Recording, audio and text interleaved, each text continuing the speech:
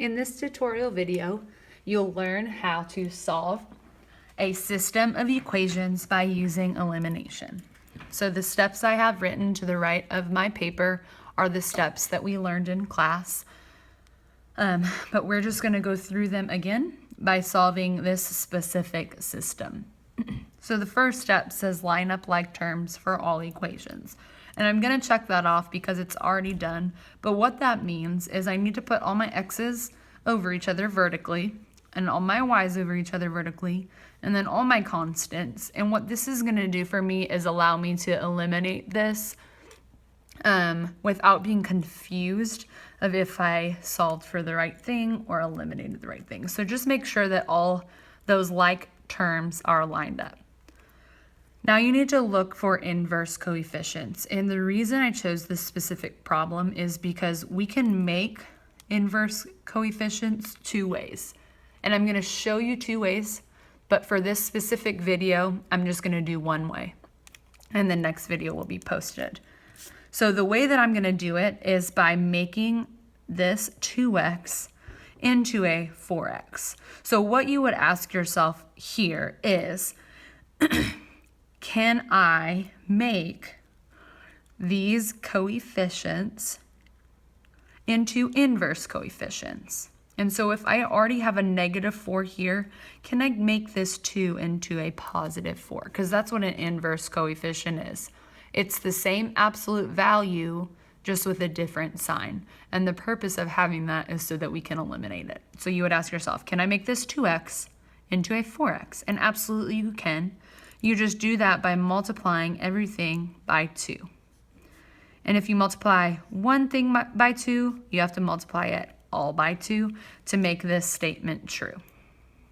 Now, when I multiply that by 2, I need to distribute. So I have 2 times 2x, which gives me 4x. 2 times y, which gives me 2y.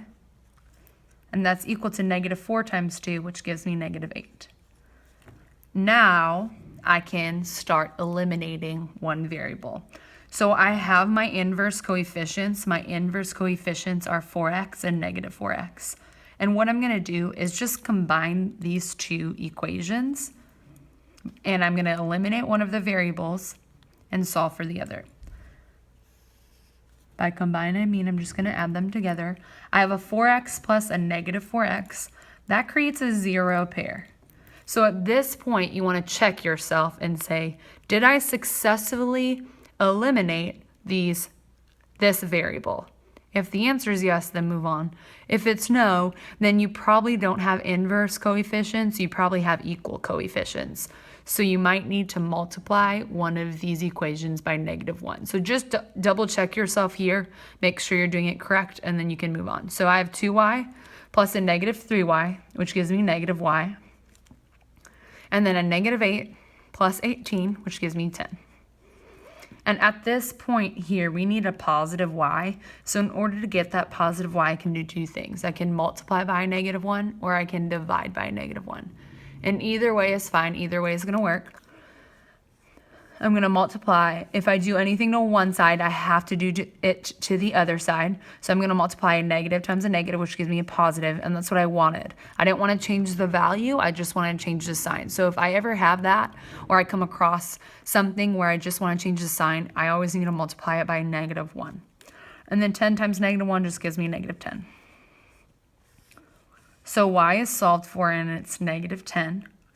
And now I can go back to any of these equations to plug it in. So this equation is still the same as this first equation. I just multiplied everything by a +2. So I can plug it into either one of these, or I can plug it into this third one. Now I'm just going to choose this first one because x is already positive, and I like dealing with positive variables. But it doesn't matter which one you plug it into, and I want to stress that because your solution for these two equations, your y is going to be equal, so it doesn't matter if you choose the first or the second equation. So I'm going to use this new value to find the other variable. And instead of writing y, in order to solve here, I'm going to put in -10. I just wanted to rewrite that to show you. So I'm substituting in -10 for y. And then I just solve. Now, nothing's before this y, so I'm not multiplying anything together, so I'm just adding a negative 10. I know that I need to get rid of that negative 10 to solve for 2x, or to solve for x, so I'm going to add 10 on both sides, because I want to create a 0 pair to get that out of there. So I bring down my 2x, and that's equal to 6. Now I need to get x by itself, so again, I'm performing an inverse operation by dividing by 2. 2 divided by 2 gives me 1, so I'm left with 1x, and that's equal to a positive 3. Now, before I write that as an ordered pair and call it done, I need to check. Now, checking is cool in this because if you check the x and the y, you'll get the answer right 100% of the time. It just has to be correct. If it's not correct, then you know you did something wrong.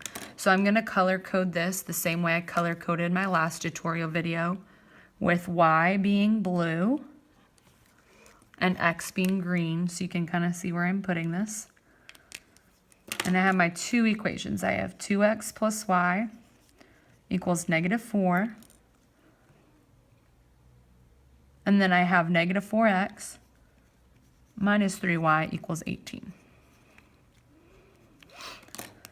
Again, I'm going to substitute that in for my x's will be green and my y's will be blue. So you can see what I did. I didn't just make up a number and plug it in. I did find a solution and then solve.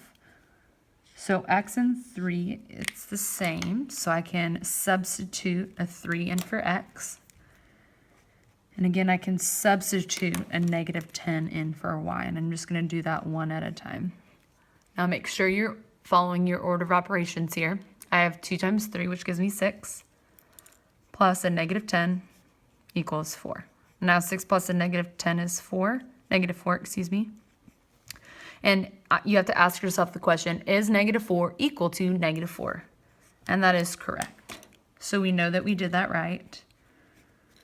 And then again, I'm going to plug in my solution for x in for my x variable, and my solution for y in for my y variable. Now the reason I chose this specific equation is because I wanted to show you what would happen if I multiply a negative number by something that's being subtracted. So first I'm going to do negative 4 times 3. That gives me negative 12. And then I have negative 3, or minus 3, minus 10. Now what that's saying, adding a negative is the same thing as subtracting, so this negative sticks with this 3. So when I do negative 3 times a negative 10, I actually get a positive 30.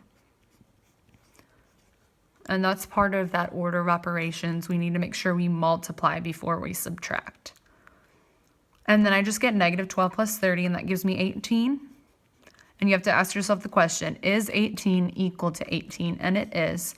So I know that my solution is correct, and I would write that as an ordered pair. The ordered pair is always written with x first and y second. So it's 3, negative 10. Again, this is solving a system of equations by eliminating.